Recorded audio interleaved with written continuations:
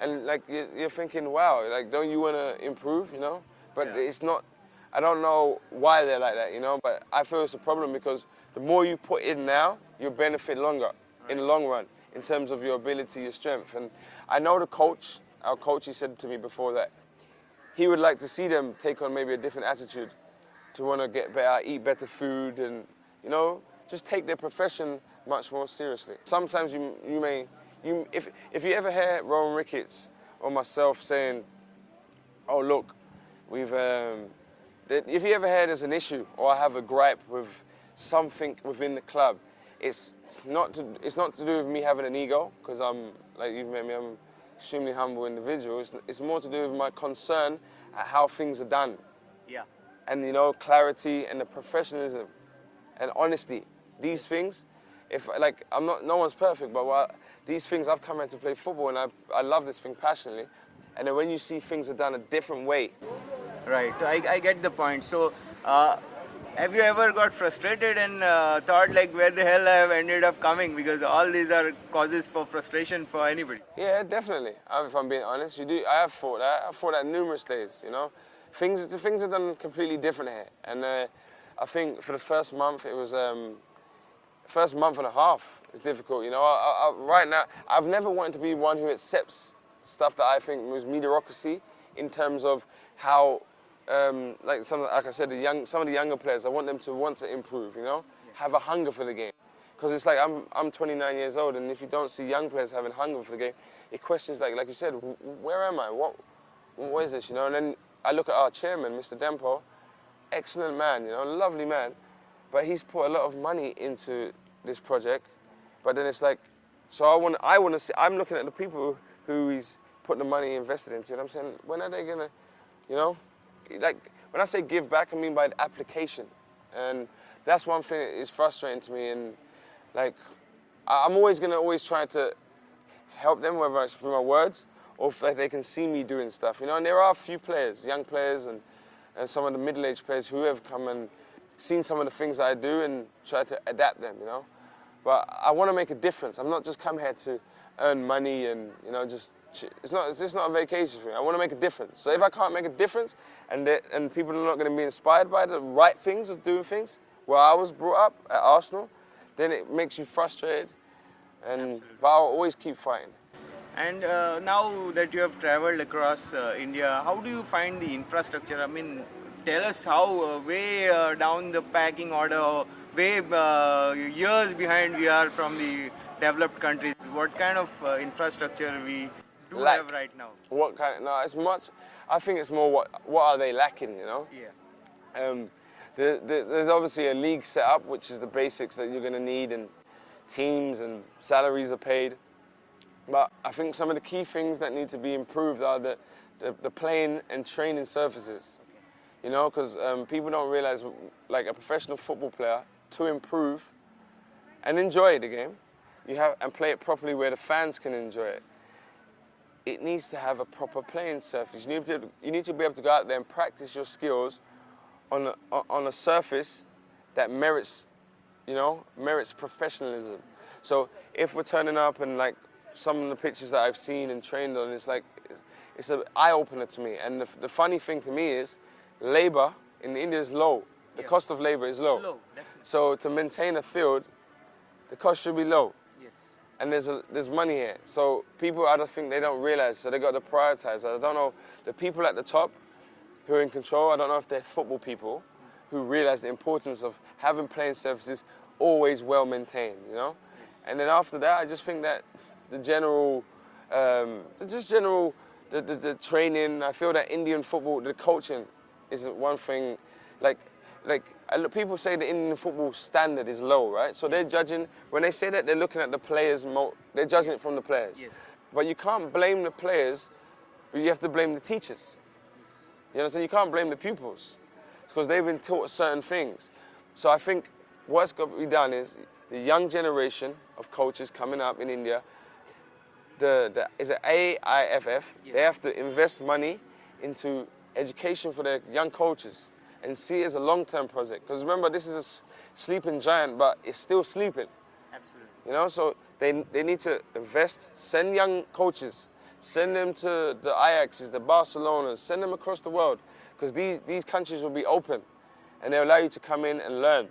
And then when you come back with new ideas, you know, and when you come back with these new ideas and much more effective training drills, you're gonna have better players. It's very simple. Sure. You know, it's very simple. We're all human beings, so whatever we're gonna get in here, we're gonna take. But what they've been getting here from a young age is not to the same level back home. Yeah. And even the stadium, the facilities for paying public, even they are poor, isn't it? The stadium needs to be well equipped with all the facilities. Yeah, I just think branding is a very important thing, and like most teams, they don't own their stadium, right? So, Yes, but they don't own a stadium. Government But I went to play against a team called Sikkim.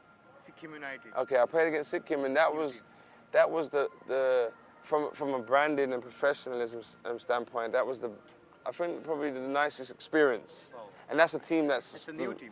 New team, one of the smallest team. Yes. But Baiching Butea, Yes. he's doing something, or he's trying to do something with that club, and he's had an experiences of playing outside of the country. So I think you can see that in the way he's trying to construct his small empire. The way that when you went there, you knew that you was playing against Sikkim United.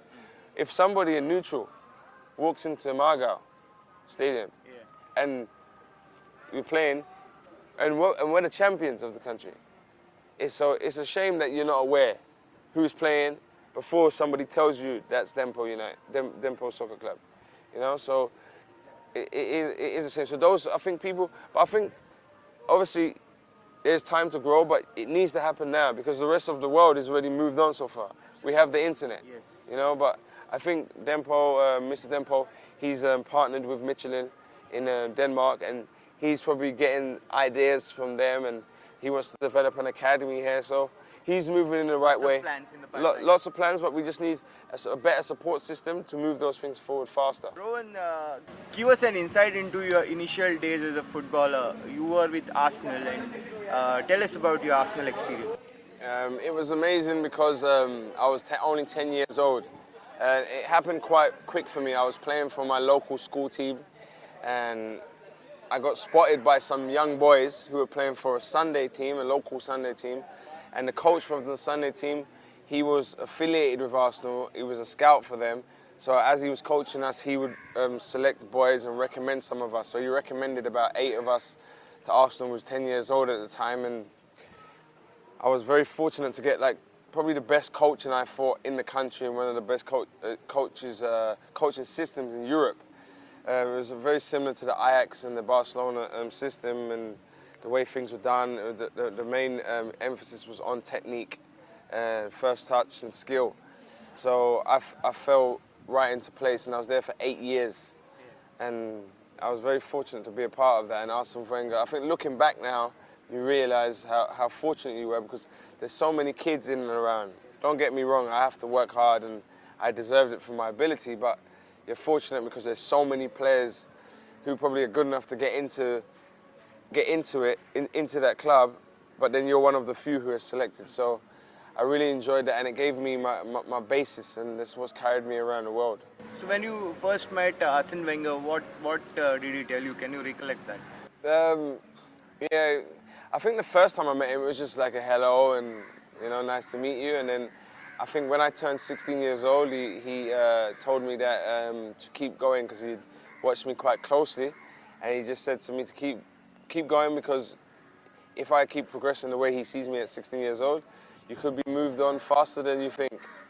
And so I kept doing it. He did play me. I was, I think, 16. He played me in a first-team friendly game with some of the players. Vieira was there, and that was good and good experience, and I done well. And then he just said to me, he just saw me. He knew I had the raw materials, and he had me training with the first team. But then after a while, I think the pressure, maybe it was the pressure of him having to win trophies, or the demands of the Premier League. He just came in, he was new, so he was acquiring more established players. I was only 16, 17 at the time, but he was acquiring. He had obviously he had Vieira, he had Edu, Petit, Henri, Perez, Ian Wright, Dennis Bergkamp, Lundberg.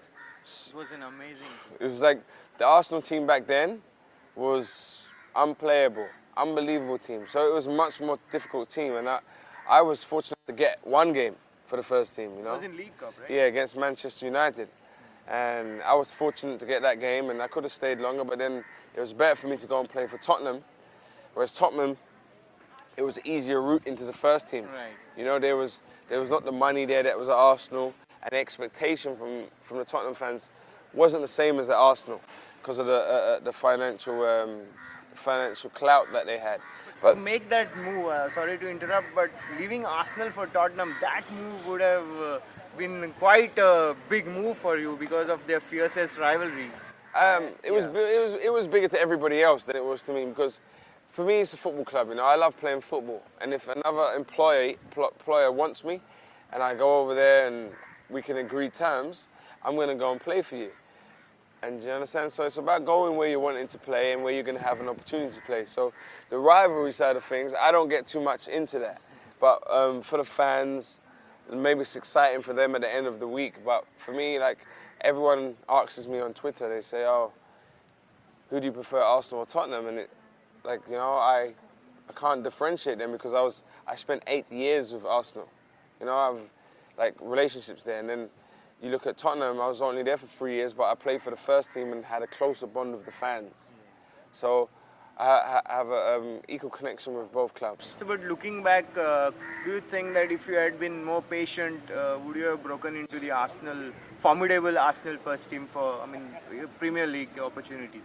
Well, it's a question that I can probably never answer truthfully because you never know. But I probably for sure would have played more games, you know. But young players back then, we wasn't getting the chances that we wanted to get at Arsenal, and I was happy that I could get one because I can say I played for Arsenal Football Club and I'm on the Wall of Fame back at the Emirates Stadium. So those things are nice things to remember when I get older and have my kids and grandkids. But you never know, you know. Life's funny. I just keep moving forward, and like my journey's brought me to here now, and you know I'm gonna do what I can here and then see where it takes me next. So how did the Spurs fans react to your move to Arsenal? Off the field, when you went out in London, did you get any interesting comments? When I moved from Arsenal to Tottenham? Yeah.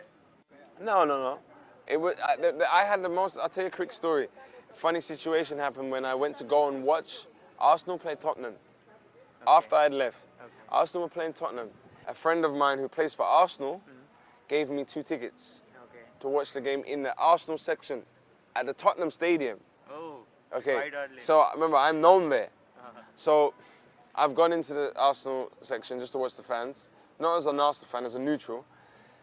And leaving the game, there was the police on both sides of the road, and the Tottenham fans were just waiting to get their hands on one of these Arsenal fans, and it happened to be me and a friend. So they grabbed my friend, and he like flew back, but I was behind him. They grabbed him, and then we turned, and he ran, and the Tottenham fan grabbed him. And it was a scary moment because there was a lot of them, and they were covered up, and then the police was there, which was fortunate for us. But then after, I had to go back out that same way, so you couldn't get away from it. So I had to kind of take off my hood because it was really cold, and let the guys know that it's Rohan Ricketts. And then they was like, oh, Rohan Ricketts. And then they was like, oh, Rohan. And they started singing. But then they said, what are you doing in there? Why are you with them? In the Arsenal section? In the Arsenal, they was angry. But I said, listen, my friend gave me tickets and I watched it. And then we was all fine. But that was the first time I saw that the rivalry is a bit too much. And finally, the greatest journeyman footballer of the world, Nikola Anelka. Is he your idol? Nah, I met him a few times, played with him a few times when I was back at Arsenal, when I was coming up in some friendly games. And he's someone I look up to as a football player. But his journey, I understand his journey, you know, because sometimes you go somewhere and football's all over the world, you know. Fortunately for him, he's played for some really big clubs, you know. But football can go to so many different places, and I think people all around the world need to be aware of that. What do you think about Anelka in China? Could you have imagined it a couple of years back? Well, I heard there was going to be money there, so I can imagine it, because Nicolas Anelka, he likes to get those big paydays, which is very smart. But I hope that it works out well for him, because I heard that club's going through some problems. Rohan, all the best in your career, and thanks a lot for talking to us. I appreciate that. Thank you. With that, we come to the end of the show. Keep watching Prudent Media. We'll see you next week. Goodbye.